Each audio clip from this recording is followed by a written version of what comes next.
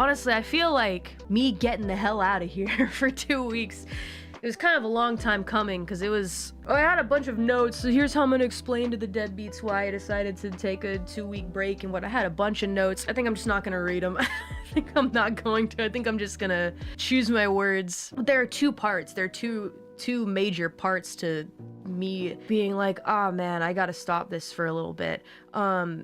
Half of it is anger and disagreements with the company, and then half is my own issues that I recognize are like so there's 2 parts. Yeah, the first part I feel is especially kind of got folks riled up, but yeah, I think sometimes at a certain point there's only so much like words can do, you know. You like ask over and over again, hey, can we fix this? Hey, look, I don't agree with this. I don't think this is fair and whatnot. And all you hear back is, all right, we'll send in your feedback. And then you never hear back.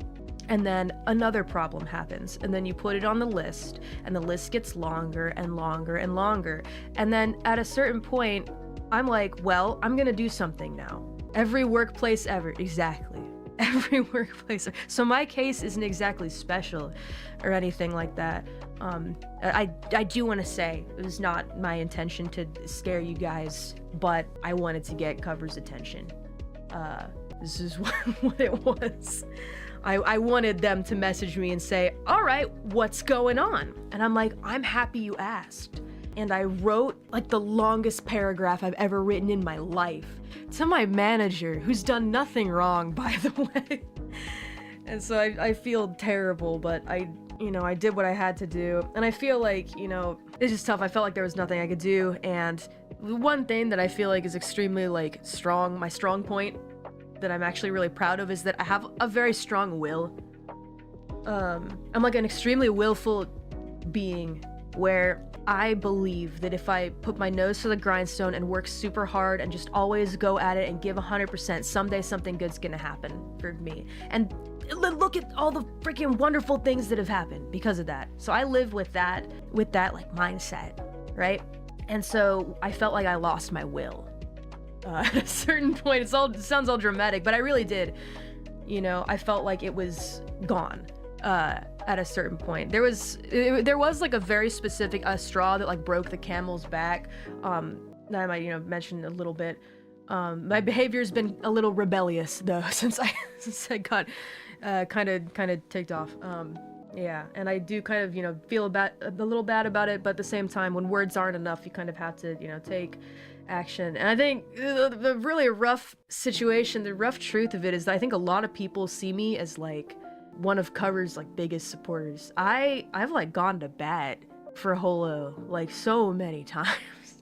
As somebody who in the beginning was like on the fence, and then I became such a huge Holo fan, it just became a part of me, And so I think people see me as somebody who's always, especially recently, gone to bat for Cover.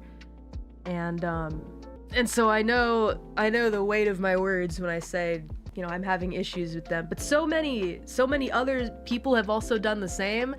And I've just kind of like, been quiet. But there's a reason for that. I'll give you the main reason why I don't usually voice my complaints publicly. Because it's a really complicated situation. But no matter what way you look at it, we, like us talents, we are Hololive. Like, if people stop supporting Hololive, as much as there's this beautiful sentiment of I want to support the talent, I want to support them, as so wonderful and pure-hearted as that sentiment is, if folks stop supporting Hololive, then we will stop being supported. And it's like a balancing act that, the only way that I can get their support back is if I like go indie or something like that, and I don't want to do that.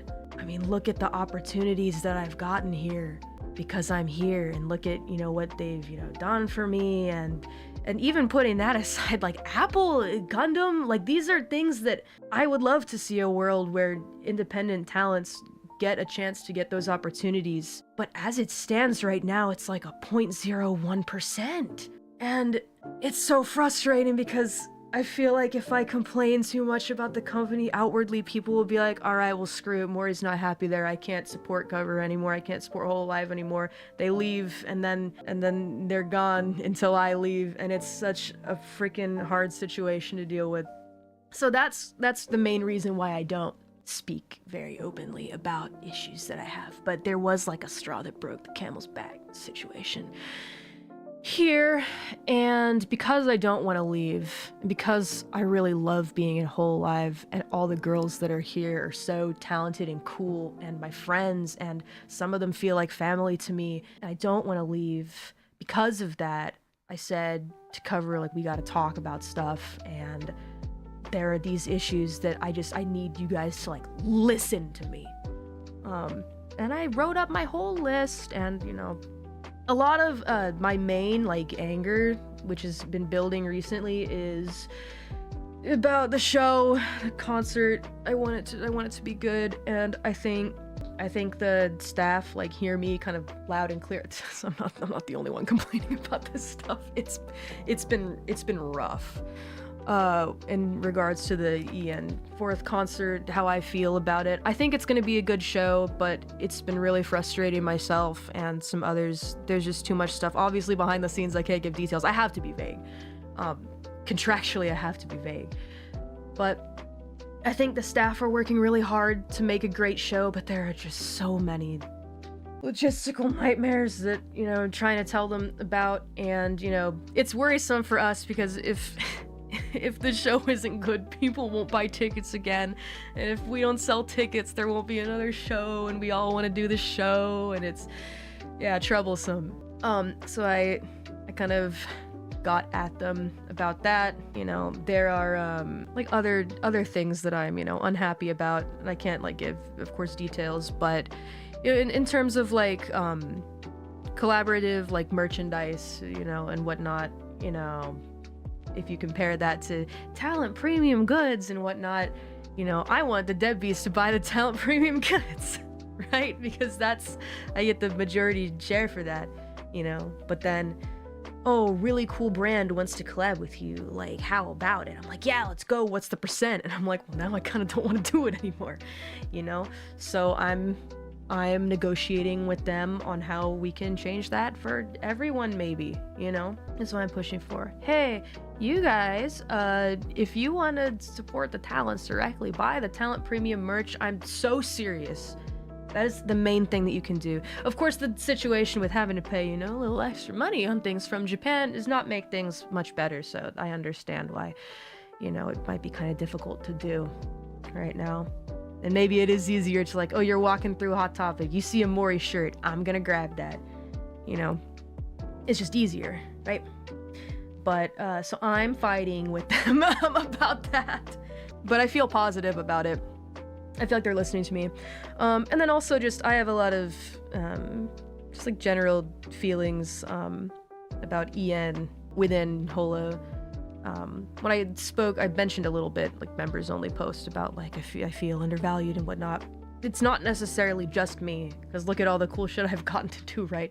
It's behind the scenes stuff that I think EN deserves a little more than they're getting in various points, I guess. It's just the drinking show. No, well, I mean, that, I'll be honest, I was kind of like, huh?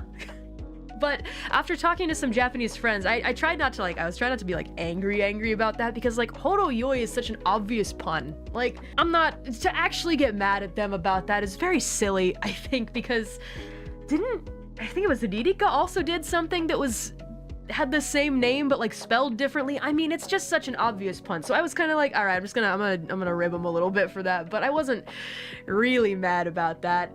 It did kind of make me think, though, and I had a thought about even things like voice pack, like script and stuff like that. I was like, I think it's really nice that we can request to have, you know, staff write them for us, but, like, when it comes to EM members, I'm like, they really don't watch us or know us, huh?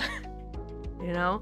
Little things with, like, you know, messing up some EN talents' names or confusing them, you know, during certain times. I'm like, did you not know that this was Iris and not Bibu or something like that? It's just things like that, like, they piled up over time, And I started thinking to myself, I don't know how this makes me feel, you know? I mean, I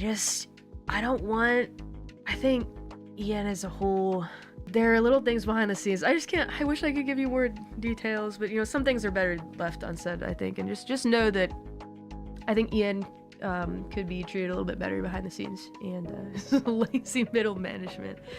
There's also that as well. So I complained a lot about that. Yeah, but the good news is, there is, you know, good news to all of this. That, you know, I had like a big meeting with them and I gave them my long paragraph of things that, you know, I'm unhappy about and I think you guys need to fix this and whatnot. And, you know, of course there's a lot of, oh, well, we'll see what we can do. But they gave me like a date when they were going to get back to me with the whole list of answers. And I asked, you know, can I have a meeting with higher ups if I need to at a certain point? Because these things, I want them to be fixed. And I don't think they want me to go away. So I think that they will listen to me, and if they don't, then I'll just do it again. I'll stop streaming again, and and they'll go, wait, no, stop, is the hope. So I'll do it again.